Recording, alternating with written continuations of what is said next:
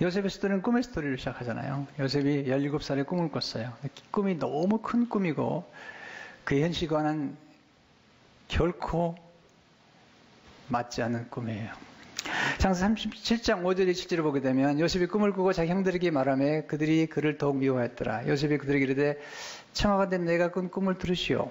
우리가 밭에서 곡식단을 먹더니 이 곡식이란 말이 굉장히 중요해요. 왜냐하면 나중에 요셉이 애굽에서 곡식을 통해서 만민의 생명을 살렸기 때문이죠. 요셉의 꿈은 그의 생애의 예고편과 같은 거죠. 프리뷰와 같은 거죠. 내 단은 일어서고 당신들의 단은 내 단을 둘러서 절하도이다. 절한다는 것, 이 절을 받는다는 것은 그가 통치자가 되어서 다스린다는 것을 의미하죠. 근데 그 꿈을 들은 형제들이 꿈을 너무나 정확하게 해석하고 있어요. 이게 놀라운 거죠. 창세기 37장 8절을 보게 되면 그 형들이 그 이르되 내가 참으로 우리의 왕이 되겠느냐. 내 꿈이 보니까 왕이 되는 꿈이고 참으로 우리를 다스리게 되겠느냐 하고 그의 꿈과 그의 말로 말미암아 그를 더욱 미워하더니. 맞죠? 나중에 그는 애굽의 국무총리가 됐는데 사실은 왕이 되었죠. 바로 왕보다 더 실세를 가지고 다스렸던 사람이죠. 바로 왕의 우편에 앉아서 다스렸던 거거든요.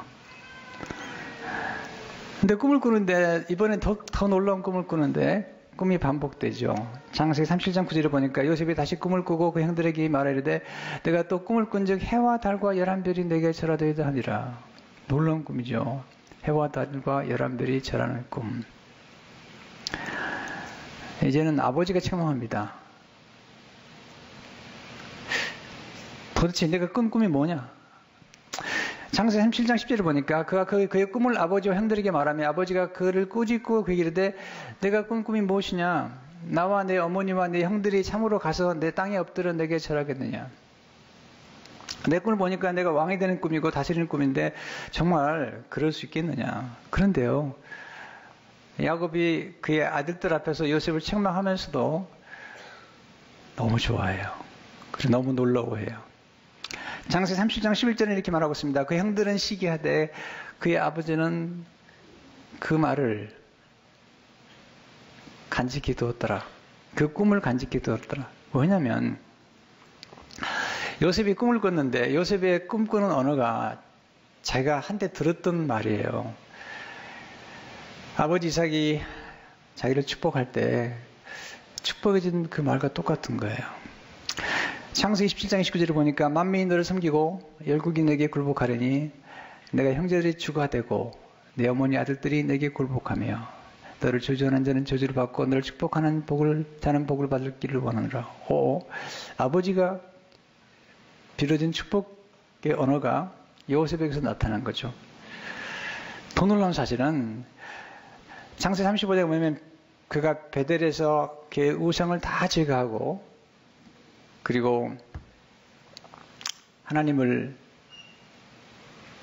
전적으로 의지하기는 과정을 거칠 때에 바단 하나님이 나타났어요. 하나님. 그래서 그에게 말씀하시는데 그 예언이 너무 놀라워요.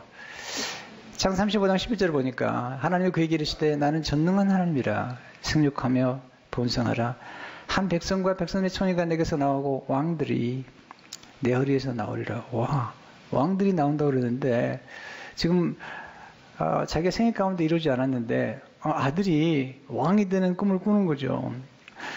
근데 요셉이 놀라운 것은 야곱이 놀라운 것은 그가 하나님께 받은 그 꿈과 비전이 사실은 할아버지가 받았던 거예요. 할아버지 아브라함이 창세기 17장 6절에 보면 내가 너로 심히 번성하게 하리니 내가 내게서 민족들이 나게 하며 왕들이 내게로부터 나오리라. 하나님이 아브라함에게 말씀하셨는데 아브라함에게는 그런 꿈이 이루어지지 않았어요. 그는 왕을 만나긴 했죠. 살렘 왕 멜기스덱을 만나긴 했는데 그가 왕이 된 건 아니었거든요. 이삭도 아니었거든요. 야곱도 아니었는데 요셉이 얘기를 하는 거예요. 이 꿈이 놀라운 거죠. 왜 꿈이 그렇게 중요할까요? 첫째로 꿈은 미래를 창조하는 재료이기 때문이에요. 우리의 과거는 변화시킬 수 없어요. 그러나 미래는 얼마든지 바꿀 수 있어요. 어떻게 꿈을 통해서 하나님이 그렇게 역사하세요. 꿈은 그림이죠. 상상이죠. 우리 생각이죠. 근데 꿈이 우리 미래를 만들어가는 거예요. 여러분이 제게 여러분의 꿈을 보여주신다면 저는 여러분의 미래를 예측할 수 있어요. 왜냐하면 여러분의 꿈이 여러분의 미래의 예고편이기 때문이에요. 둘째, 꿈은 불가능을 가능케 하는 능력이기 때문이죠.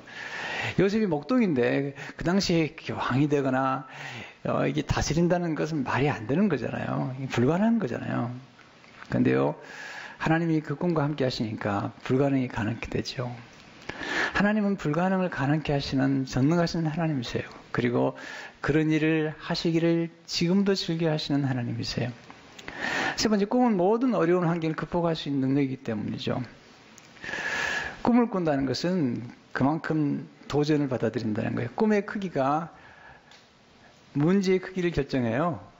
저는 꿈을 크게 하나님 주셨는데 꿈이 크기 때문에 고난도 컸어요. 네. 문제도 많았어요. 근데 놀라운 사실은 문제의 크기가 기적의 크기를 만들어내요. 성경 보시면 큰 기적은 다 큰 문제에서 오는 거죠.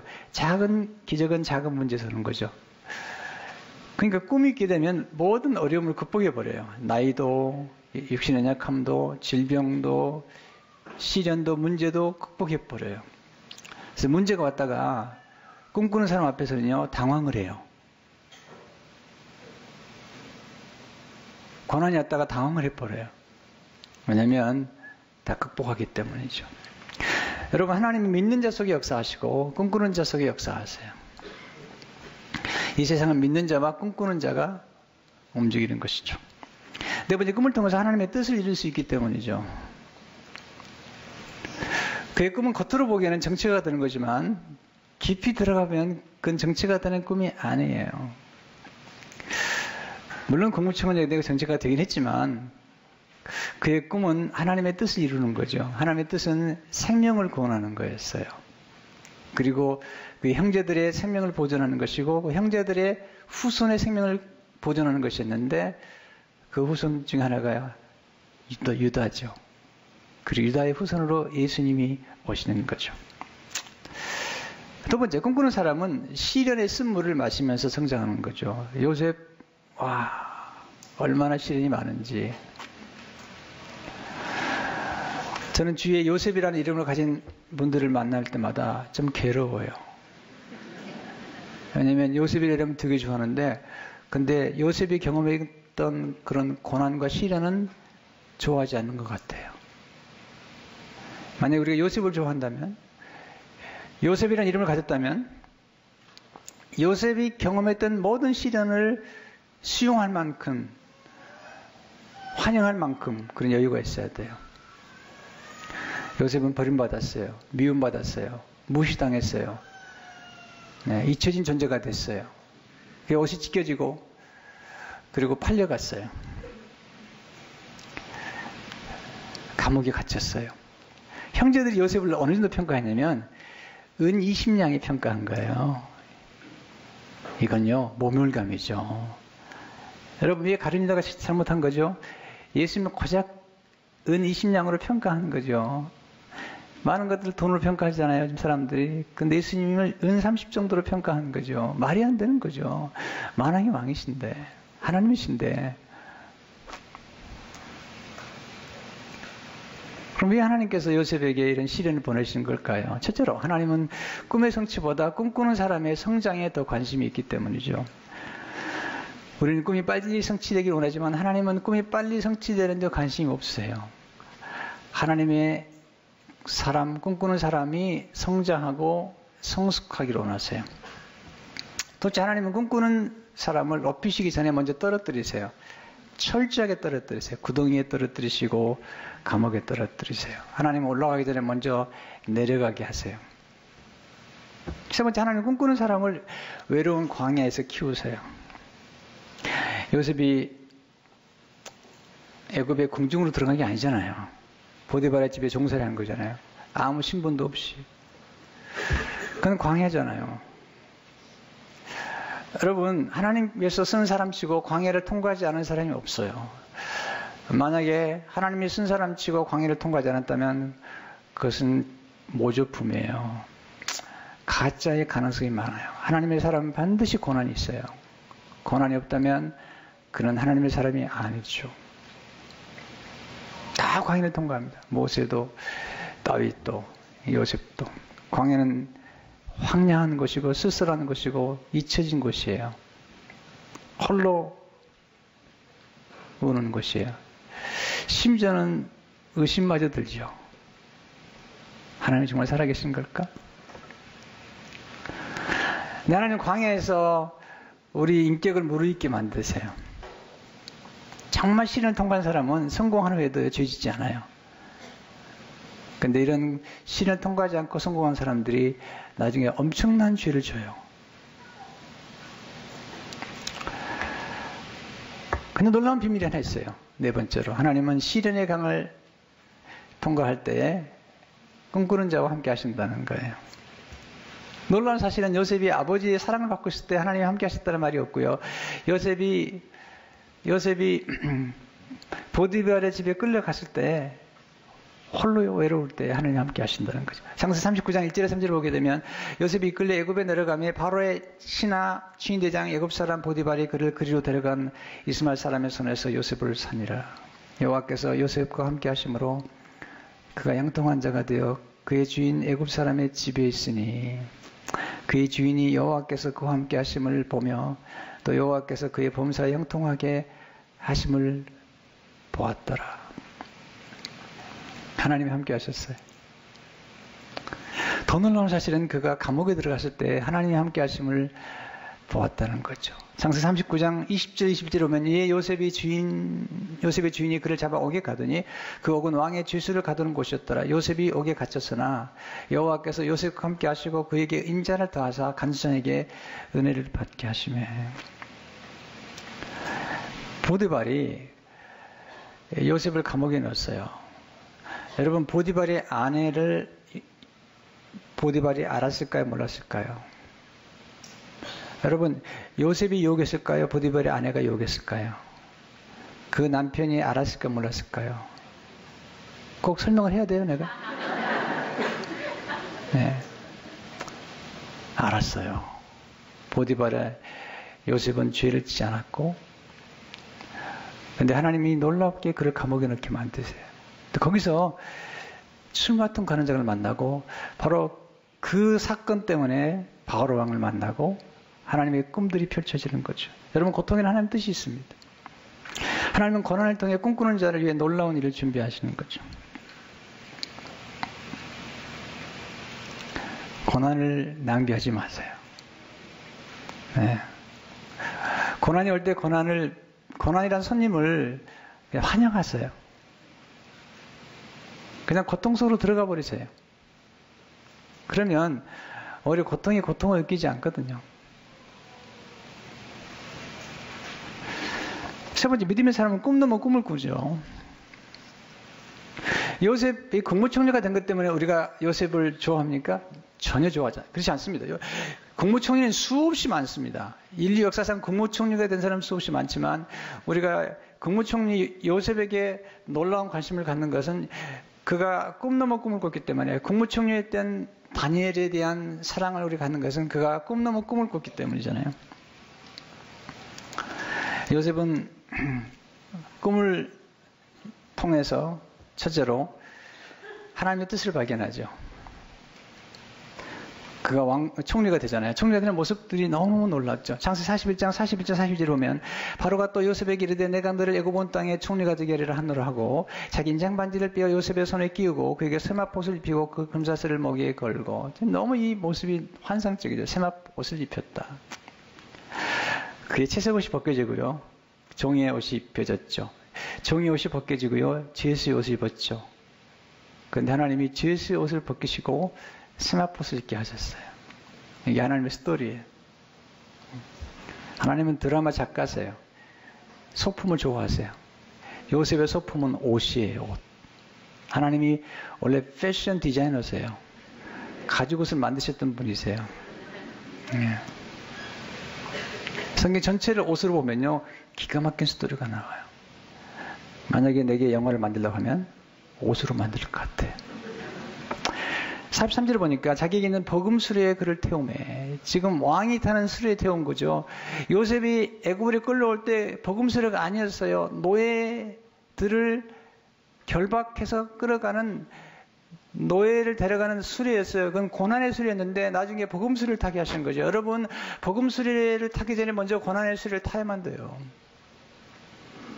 우리가 그 아이 앞에서 소리 지르며 엎드리라 했더라. 드디어 엎드리잖아요. 곡식단이 엎드린 것처럼, 해와 달과 엎드린 것처럼 바로가 그에게 애굽 전국을 총리로 다스리가 했더라. 근데 여기서 요셉이 퀘스천을 갖습니다. 이게 내가 꿨던 꿈이 이루어진 건가?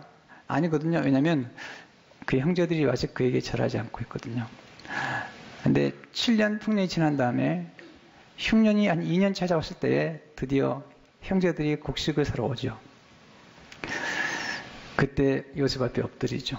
창세 42장 뒤로 보면 때에 요셉이 나라의 총리로서 그 땅 모든 백성에게 곡식을 팔더니 요셉 형들이 와서 그 앞에서 땅에 엎드려 절하며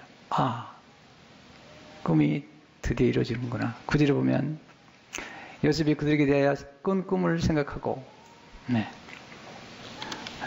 하나님이 주신 꿈은 반드시 이루어집니다. 어떤 건 시간이 좀 걸릴 뿐이죠.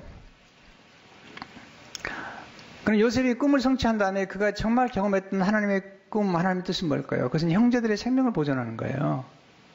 그걸 깨달은 거죠. 창세 42장 18절에 이렇게 고백하잖아요. 사흘 만에 요셉이 그들에게 이르되 나는 하나님을 경외하니 너희는 이같이 하여 생명을 보존하라. 왜 생명을 보존하는 게 중요할까요?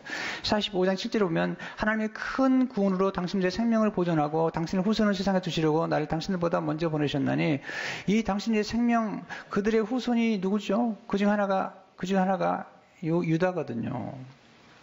유다가 굶어 죽으면, 유다의 자녀가 굶어 죽으면 그리스도는 없어요.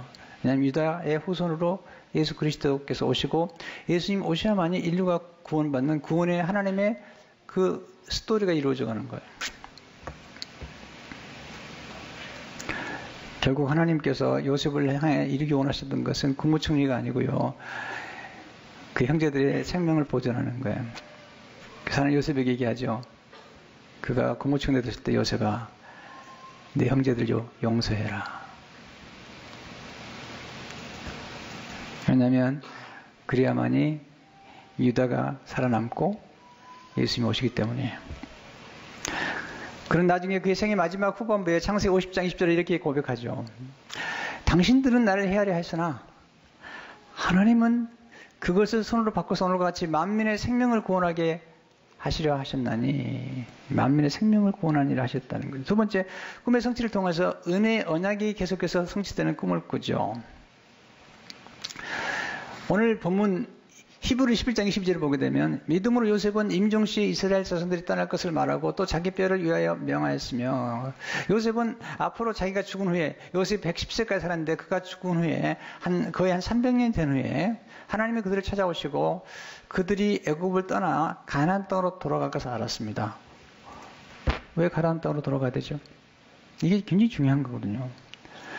왜냐하면 하나님께서 아브라함을 통해서 말씀하셨어요. 반드시 돌아올 것이다.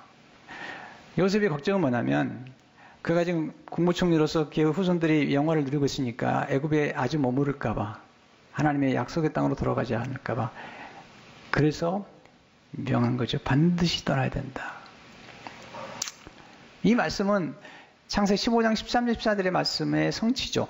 제가 반복하죠. 여호와께서 아브라함에게 이르시되 너는 반드시 알라. 내 자손이 이방에서 객이 되어 그들을 섬기겠고 그들은 400년 동안 내 자손을 괴롭히리니 그들이 섬기는 나라를 내가 징벌할지며 그 후에 내 자손이 큰 재물을 이끌고 나오리라.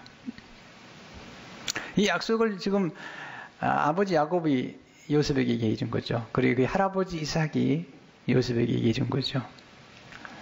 그래서 야곱이 나를 헤브론에 묻어달라. 그리고 너도 가나안 땅으로 돌아와야 된다. 그래서 창세기 50장 24절 보게 되면 요셉이 그 형제들에게 이르되 나는 죽을 것이나 하나님이 당신들을 돌보시고 당신들이 이 땅에서 인도하내사 아브라함과 이삭과 야곱에게 맹세하신 땅에 이르게 하시리라 하고, 25절 요셉이 또 이스라엘 자손에게 맹세짓기 이르기를 하나님이 반드시 당신들을 돌보시리니 당신들은 여기서 내 해골을 메고 올라가겠다 하라 하였더라. 그런데 300년이 지난 모세가 등장해서요, 이스라엘 백성들을 출애굽시킬 때 모세가 한 게 뭐죠? 요셉의 유고를 메고 가는 거죠.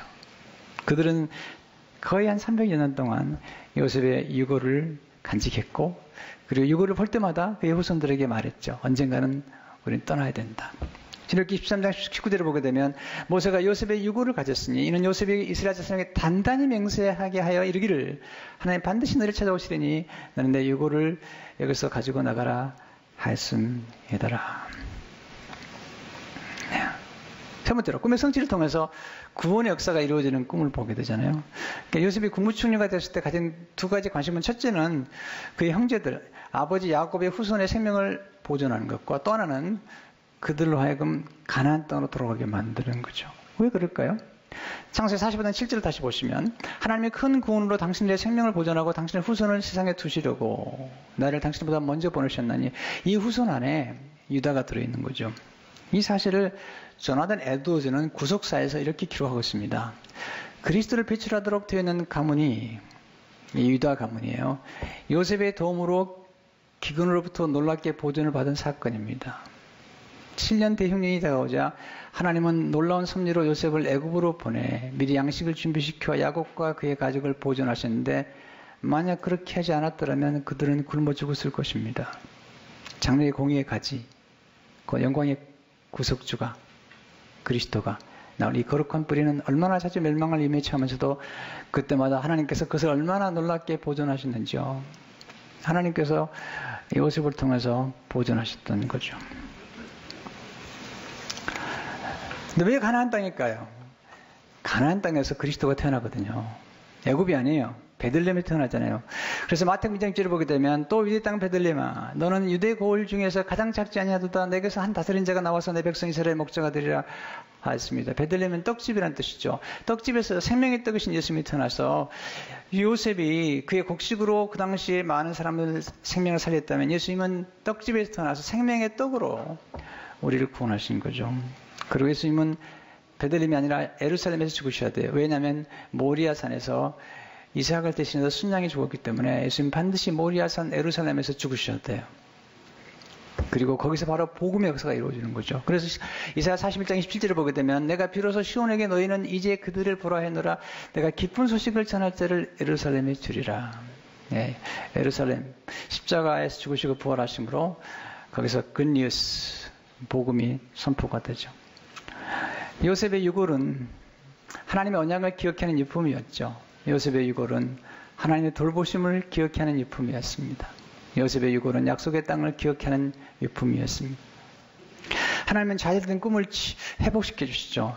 요셉의 드라마의 특징은 뭐냐면 역전의 드라마잖아요. 요셉은 예수님을 가장 닮은 사람 중에 하나예요. 왜냐하면 요셉은 예수님처럼 은 20에 팔렸잖아요. 예수님 은 30에, 요셉은 은 20에 팔렸잖아요. 형들이 미움받았죠. 예수님도요, 형제들에게 미움받았잖아요. 자기 동족이 미움받아서 십자가에 죽으셨고. 그런데 요셉은 감옥에 들어간 것도 예수님이 음부에 내려가시는데 요셉이 다시 새롭게 부활한 것 같은 역전의 드라마가 이루어지고, 그리고 바로 왕의 우편에 앉아서 다스린 것처럼 예수님도 십자가에서 부활하신 다음에 하나님 보좌 우편에 앉으셔서 다스리시잖아요.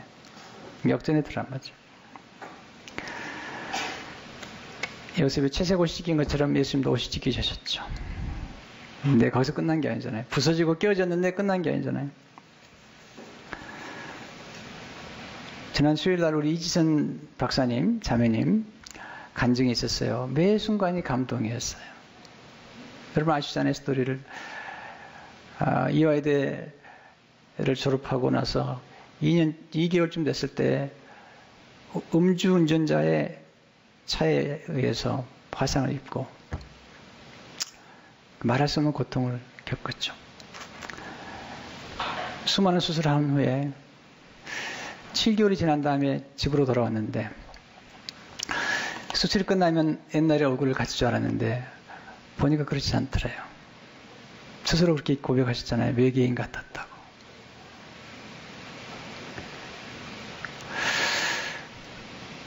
그때 떠오른 생각이 아파트 옥상으로 올라가는 길을 찾을 것인가? 아파트 옥상으로 올라가는 길 찾을 것인가? 아니면 하나님을 찾을 것인가? 근데 하나님을 하나님께서 놀라운 스토리를 만들어 주셨어요. 지금 UCLA에서 이번에 사회복지학이죠. 박사학위를 받으셨어요. 그리고 꿈 넘어 꿈을 꾸고 수많은 사람들에게 영향을 주고 수많은 사람들을 만나고 있어요. 물론 고난이 그렇게 유쾌한 건 아니지만 만약에 그런 어려움을 당하지 않았다면 결코 만날 수 없는 사람들 그리고 도울 수 없는 수많은 사람들을 지금 돕고 있는 걸 보면서 큰 감동을 받았죠. 왜 우리 지선자매의 스토리가 우리에게 감동을 줄까요? 들을 때마다 감동을 줄까요? 왜냐하면 그것은 역전에 들어가기 때문이죠. 왜 우리가 복음이 그렇게 감격스럽죠? 역전에 들어가기 때문이죠. 여러분, 드라마의 묘미와 드라마의 진정한 그런 즐거움은 어디서 오는 거죠? 늘 평탄하고 잘 먹고 잘 살았다. 그런 드라마가 맛이 아닙니다. 기분 나빠요, 아주. 근데 고난과 질병과 실패와 갈등, 문제와 위기를 계속 극복해가면서 만들어지는 드라마. 이 드라마가 성경의 드라마고 하나님의 드라마고 십자가의 드라마고 복음의 드라마고 요셉의 드라마잖아요. 지금도 하나님께서 역전의 드라마를 쓰고 계세요. 이런 역전의 드라마의 주인공이 되셔서 꿈 넘은 꿈을 꾸시는 여러분 되시기를 축원합니다.